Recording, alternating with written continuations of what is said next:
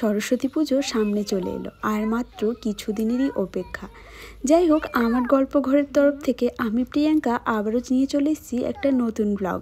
তো চলে এসেছি বাগানে গেঁদা ফুল তোলার জন্য। এইদিকে আমাদের বাগান মালিককে দেখছো, ওর জন্যই মনে হচ্ছে গেঁদা ফুলগুলো হয়েছে। যেভাবে কাজ করছে সবাই দেখে তো ওটাই ভাববে। তারপরে সেদিন যে কুলগুলো নিয়ে এসেছিলাম সেগুলোই পদ্যুৎ খাচ্ছে আর বলছে দারুণ টেস্টি। তো যেই ফুলগুলো নিয়ে এলাম সেগুলোর এবারে যেটা কাজের জন্য নিয়ে এসেছি সেটা করে নিই। সেটা কী কাজ সেটা তো তোমরা আমার পুরো ভ্লগটা দেখবে, তাহলেই কিন্তু বুঝতে পারবে।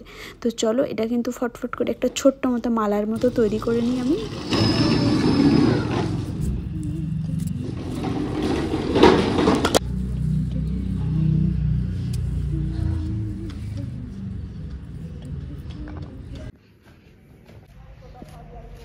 হ্যালো এভরিওয়ান, তো তোমাদেরকে অনেক অনেক ওয়েলকাম আমার একটা নতুন ভিডিওতে।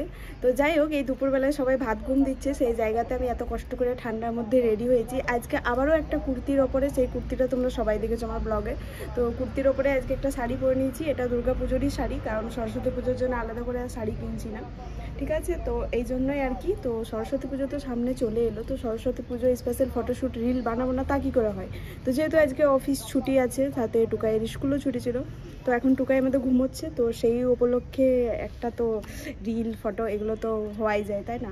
আর আজকে কিন্তু আমি ব্ল্যাক কালারের একটা লিপ লাইনারের ওপরে রেড কালারের লিপস্টিক লাগিয়েছি, আর বাগান থেকে টাটকা টাটকা গেঁদা ফুল তুলে পরে খোপা বেঁধেছি, আর এরকমভাবে চুলটা করেছি। আর সাথে কি বলবো, একদম হালকা পাতলা মেকআপ, কারণ যতটা জলদি করা যেতে পারে। সরস্বতী পুজো তো সকালবেলাতেই হয়, আর তার সাথে আমাদের থাকে রান্না পুজো, তো চট জলদি যেরকমভাবে মেকআপ করা যায় তো সেটাই আমি করেছি। তো চলো এবারে রিল ফটোশ্যুটগুলো করা যাক, না হলে আবার দেরি হয়ে যাবে। তো তার মধ্যে তোমাদের ফুল লুকটা একবার দেখিয়ে দিই আমি।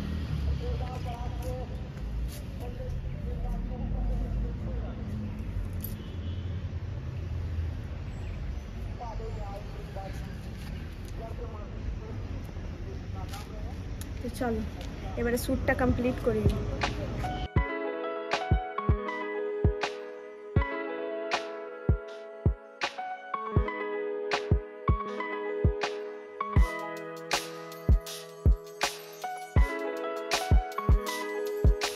আর আমাদের এখানে এমনভাবে ফটোশ্যুট চলছে, আর আমি যা যা কাণ্ড করছি সেটা তো তোমরা দেখতেই পাচ্ছ।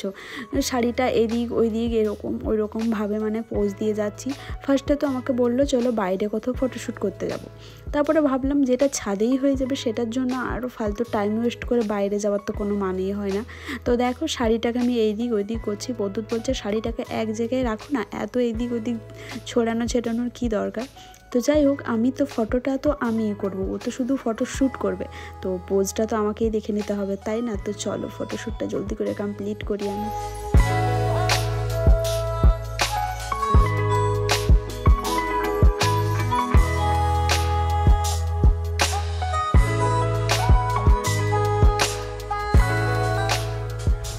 বসে বসে বলছি 2-4টে ছবি তুলে দাও, তুলে দেবে না। দাঁড়িয়ে দাঁড়িয়ে ছবি তুলতে হবে, বসে বসে ছবি তোলা হবে না। তো চলো এবারে রিল বানিয়ে নিই, আর বেশি ছবি তুলবো না। একজন ক্যামেরাম্যান ফটোগ্রাফার এইদিকে আমাদের ক্যামেরা সেট করছে। গরিব শরীফ লোক আমরা। দুর্গা পুজোর শাড়ি রিপিট, মানে সরস্বতী পুজোয় পরছি। তারপরে কি আর করা যেতে পারে, কম দামি ক্যামেরা, তাই না?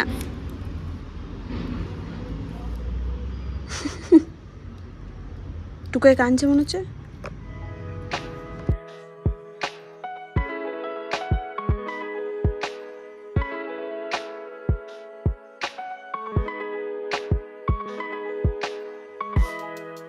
ফাইনালি তাহলে অনেক বলার পরে কিন্তু আমার বসে বসে যে ফটোশ্যুটটা ছিল সেটা লাস্ট অবধি কমপ্লিট করলাম। ফটোগুলো তোমরা খুব তাড়াতাড়ি কিন্তু দেখতে পাবে আমার ফেসবুক বা ইনস্টাগ্রামে, সেটার লিঙ্কটা কিন্তু অবশ্যই আমি দিয়ে দেবো ডিসক্রিপশন বক্সে।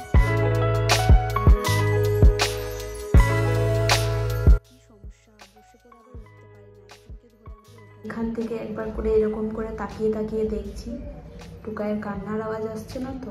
আসছে না। এদিকে লোকজন আছে, পাগল বলবে আমার। এখানটাতে ওদিক থেকে দেখা যাচ্ছে।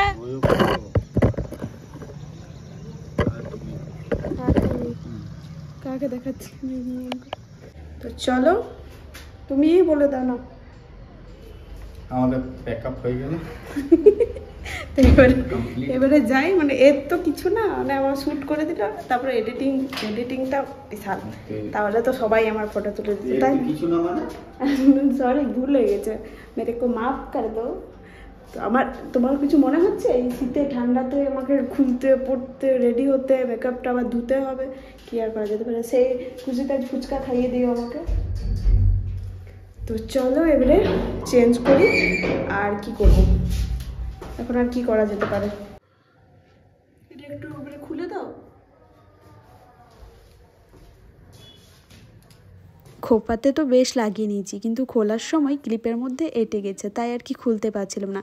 তাই প্রদ্যুৎকে ডাকলাম, তো আমার চুলটাই টেনে দিচ্ছে, মানে ভাবছো যার চুল তারই তো ব্যথাটা লাগবে, অন্যরা কি করে বুঝবে। তো এবার পুরো ফ্রেশ হয়ে পড়ে আমাকে মেকআপ টেকআপ ধুয়ে ফেলতে হবে।